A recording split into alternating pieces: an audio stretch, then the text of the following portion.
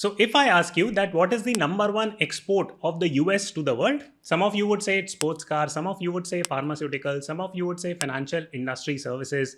All those answers are incorrect because the right answer is that US exports inflation the most to the world. How does this impact you? It impacts people like you and me quite a lot because if you are living in emerging economies like India, we would have a harder time dealing with inflation compared to the US, which controls the reserve currency of the world, which is US dollar. Recently, our finance minister gave a statement and she said that, you know what, the INR is not slipping in value. It is rather the fact that the US dollar is getting strengthened. Actually, that statement is factually incorrect. The correct fact there is that the US dollar itself is losing value, and this can be checked by evaluating the buying power of the US on year-to-year basis. This has been going down quite dramatically. So this is point one. Point number two is that other currencies, be it INR, be it British pound, be it any other currency, they are going down further compared to the US dollar. All this drama has been started out by the US, and on this video, I am going to help you understand how exactly is US exporting inflation to the world. What is it that countries like India, China, Russia are doing about it? Third and finally, I will help you understand whether this status quo or the current state of the world is going to change or not. This video has been sponsored by Vested, which is an excellent US stock investing platform. In case you're looking to invest in US stocks, you could consider checking some of my portfolio of US stocks in the comment section. So let us kickstart our conversation and let me first and foremost help you understand how exactly is the US exporting inflation to the world. So here is some quick data for you regarding the M1 money supply. Now what exactly is M1 money supply? A parallel example would be, for example, many of you would have a savings account, fixed deposit, liquid money that you are keeping. Now, if that liquid money is kept at a national level by India, US, Germany, etc., that part of the money is called as M1 money supply. This is the most liquid form of money that is available to a country. Now, money printing becomes one of the prominent moves through which this M1 money supply can be increased. Because if a government has to increase the M1 money supply, it can simply go out and print more money. And guess what? US has done exactly the same. So if you check the numbers between 2020 and 2021, you will find some very interesting data. For example, you will see this number used to be approximately 5,500, 6,000 and it went up all the way to 18,500. So there was almost a 3x time increase in this M1 money supply in the US. Or in simple words, they printed a lot of money. But what about other countries? So for this, let us look at the data for UK and India. So for UK, you would see that this number used to be around 2,500 here and it went up all the way to 3,000. So it's not as if that this number increased quite aggressively. What about India? Again, the data is here. And again, you will see that 30-40% money supply increase in a country like India. So what is the story that I'm trying to communicate through these numbers? Point number one is that US has printed the most amount of money, but unfortunately or fortunately, the strength of its currency has come down less compared to currencies like INR, which has lost approximately 10% of its value this year compared to the US dollar, or a British pound, which has lost approximately 22% of its value compared to the US dollar. So what exactly is happening? Because the simple macroeconomics tells us this fact that there is something called a supply curve and there is something called as demand curve, and as the supply of anything goes up, its value should come down. And here we have seen through data that the supply of US dollar is being increased. So theoretically, the value of US dollar should have come down. But why is it that all the other currencies are getting hit very badly, but the US dollar is not getting hit equally badly in the same quantum? So in order to understand that fact, you need to first and foremost understand how the debt game is played. Now, this is the current levels of debt in the world right now. And you will see that the debt in the world has been increasing year on year, and it is increasing at a very, very rapid pace. Now, this debt is the world debt. I'm not talking about individual country specific debt here. This debt has been taken over by the world. Majority of this debt is denominated in the US dollar, which is currently the reserve currency of the world. Now we keep on hearing the term reserve currency, reserve currency. Are there any specific advantages when a country has a reserve currency? Well, the advantage is that it can make its own internal debt problem the problem of the entire world, and that is precisely what the US is currently doing. Now, in order to understand the complex game around debt that US plays, let me give you a parallel example so that you will be able to better understand what US is exactly doing.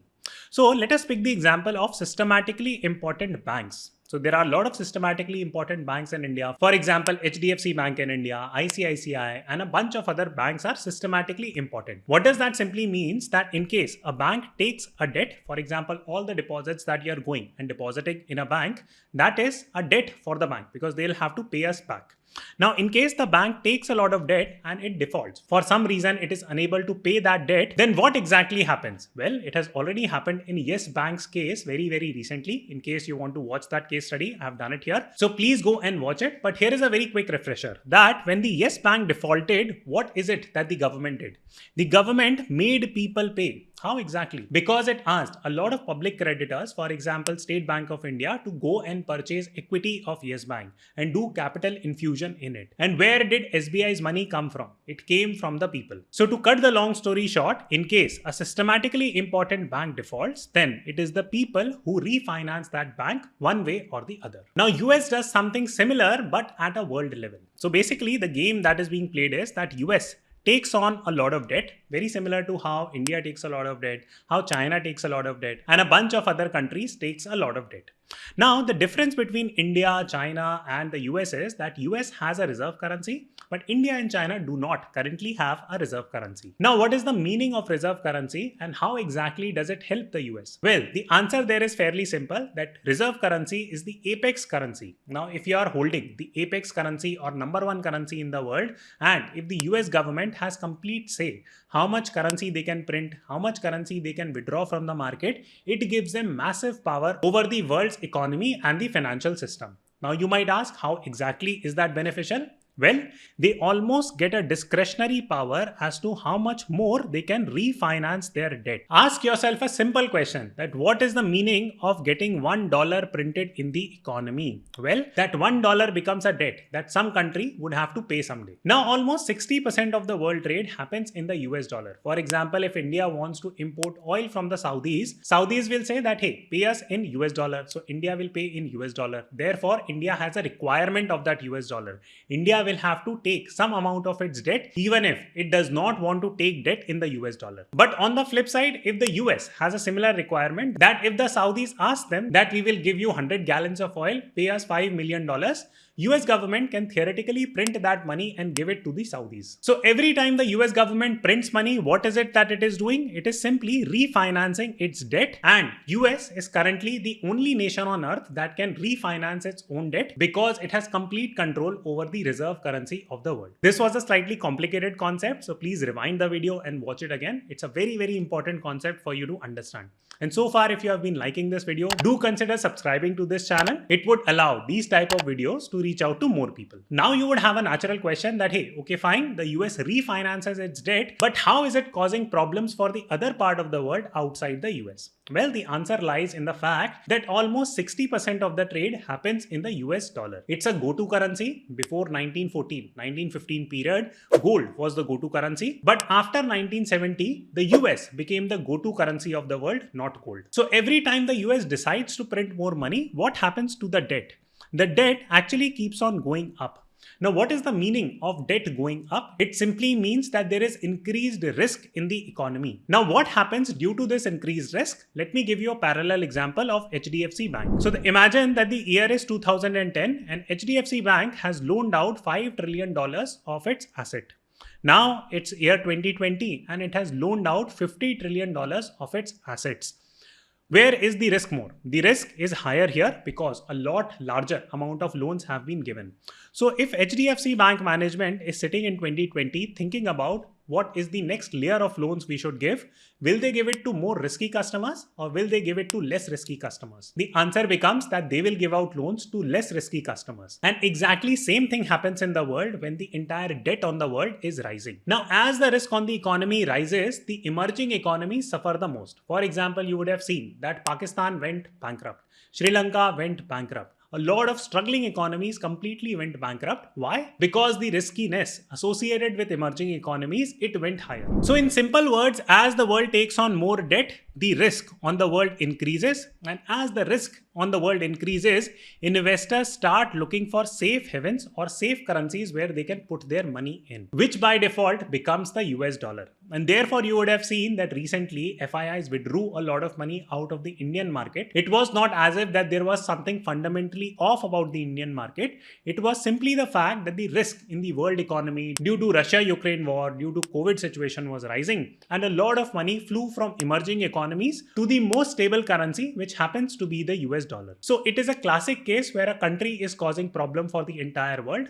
but that country itself is suffering the least. So now comes the natural question that why is it that the entire world is watching this drama and why are they letting this drama get unfolded? Can't they do something about it? Well, the BRICS nation, which comprises of Brazil, Russia, India, China and South Africa, they are trying to come up with a currency or a reserve currency of their own called as the BRICS currency. Now this announcement was made by Vladimir Putin, who is the president of Russia.